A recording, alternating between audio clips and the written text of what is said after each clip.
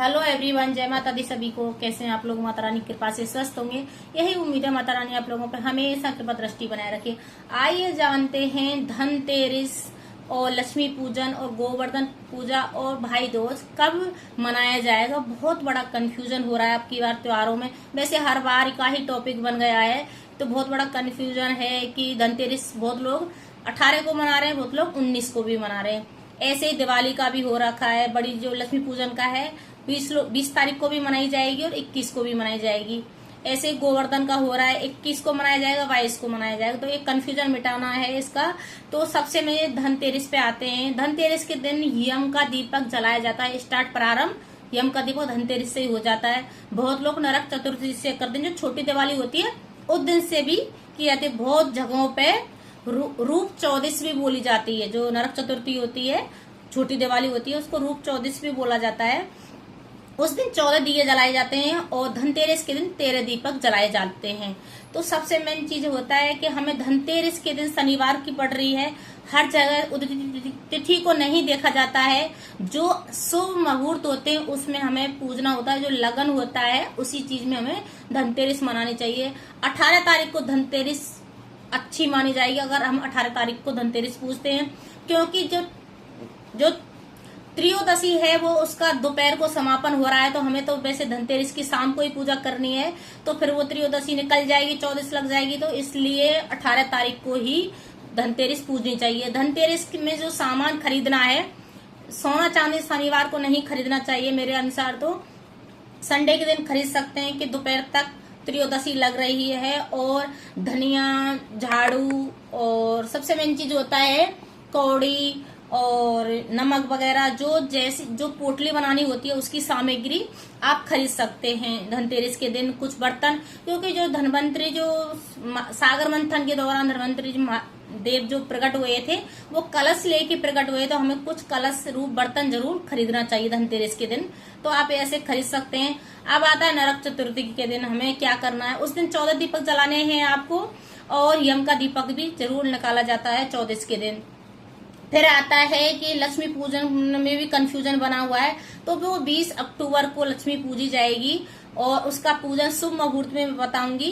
तो उसका 20 अक्टूबर को पूजी जाएगी। और क्योंकि अमावस्या जो मिल रही है वो 20 अक्टूबर को ही मिल रही है, और जो अमावस्या मिलती है वो उसमें ही लक्ष्मी पूजी जाती है। बहुत मंत्रों की सिद्धि होती है, और मंत्रों का जो बहुत लोग जो सिंह लगन होता है वो रात को 1:38 से प्रारंभ हो रहा है और 3-3:30 बजे तक है इसका। तो उसमें भी बहुत लोग मंत्रों की सिद्धि करते हैं, जप तप करते हैं माता को मनाने के लिए सिंह लगन में। तो वो भी कर सकते हैं मतलब 20 अक्टूबर को। अब आता है कि हमें गोवर्धन पूजा, और हाँ, इसका जो शुभ मुहूर्त है लक्ष्मी पूजन का वो मैं आपको बता देती हूँ। 20 अक्टूबर को लक्ष्मी पूजने का शुभ मुहूर्त शाम को 7:08 से प्रारंभ हो रहा है लक्ष्मी पूजने का शुभ मुहूर्त प्रदोष काल में, और 8:18 के बीच तक रहेगा जो लक्ष्मी पूजन का जो शुभ मुहूर्त है। और सबसे मेन चीज होता है, और धनतेरस का भी शुभ मुहूर्त आपको मैं बता देती हूँ। जो प्रदोष काल में 7:16 से प्रारंभ होगा और 8:20 तक रहेगा। तो इसमें आप धनतेरस पूज सकते हैं। और गोवर्धन पूजने का भी शुभ मुहूर्त, गोवर्धन कब पूजा जाएगा? गोवर्धन 22 अक्टूबर को मनाया जाएगा। 21 तारीख को खाली रहेगा, उस दिन एक दिन छोड़ा जाएगा। और उस दिन आपको जब गोवर्धन पूजा करनी है, शाम को 6:20 से प्रारंभ हो रहा है और 8:38 तक इसका समापन होगा। तो इस बीच में शुभ मुहूर्त है, बहुत अच्छा मुहूर्त है। इसमें गोवर्धन पूजा आप कर सकते हैं। और जैसे दोपहर को भी जैसे 3:13 से प्रारंभ हो रहा है और शाम के 5:49 तक पूज भी सकते हैं। दोपहर के भी पूज सकते हैं, 3 बजे से प्रारंभ हो रहा है। और फिर शाम को जो लगता है गौ लगन, तो उसमें भी आप 6:20 से प्रारंभ हो रहा है और 8:38 से समापन हो रहा है। इस बीच में भी आप गोवर्धन पूजा कर सकते हैं। अब आता है भाई दूज। भाई दूज का भी कंफ्यूजन बना हुआ है। तो इसमें 23 तारीख को पूजा जाएगा, मतलब भाई को जो टीका होता है भाई बहन के यहाँ जाता है और वहां पर खाना खा के आता है, तिलक टीका करवा के आता है। इससे क्या अकाल मृत्यु नहीं होती। जो यमदेव थे वो यमुना जी के पास गए थे और उन्होंने अपनी बहन के घर जाके खाना खाया था, उनसे टीका करवाया था। तो उन्होंने बोला था जो भाई अपनी बहन से टीका करवाएगा भाई दूज के दिन, तो उसको कभी भी अकाल मृत्यु नहीं आएगी। तो ऐसे ही माना जाता है, उसी उपलक्ष्य में भाई दूज मनाया जाता है इस वजह से। और जो कंफ्यूजन बना हुआ है त्योहारों का, वो बिल्कुल भी कंफ्यूजन ना करें। धनतेरस 18 तारीख को ही मनाई जाएगी और जो छोटी दिवाली है वो 19 अक्टूबर को ही मनाई जाएगी और बड़ी दिवाली 20 अक्टूबर को मनाई जाएगी। 21 तारीख को खाली रहेगा उस दिन और 22 तारीख को गोवर्धन पूजा होगी और 23 तारीख को भाई दूज मनाया जाएगा।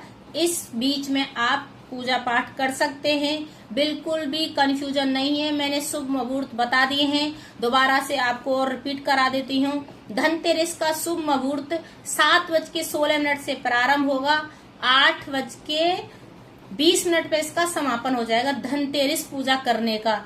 अब आता है जो लक्ष्मी पूजने का जो शुभ मुहूर्त है प्रदोष काल में, वो कितने बजे से प्रारंभ हो रहा है। तो 7:08 से प्रारंभ हो रहा है शाम को और 8:18 पे इसका समापन हो रहा है जो लक्ष्मी पूजने का 20 अक्टूबर को। अब आता है जो गोवर्धन पूजा की जो शुभ मुहूर्त है, गोवर्धन पूजा का 6:20 पे प्रारंभ हो रहा है और 8:38 पे इसका समापन हो रहा है। जो सबसे अच्छा मुहूर्त है गोवर्धन पूजा का, वो आप ऐसे कर सकते हैं। और वैसे एक मुहूर्त और भी है दोपहर का 3:13 से प्रारंभ हो रहा है, शाम के 5:49 पे इसका समापन हो रहा है। तो इस बीच में आप शुभ मुहूर्त की में ही पूजा कर सकते हैं और माता रानी को 5 पान के पत्ते जरूर चढ़ाना चाहिए।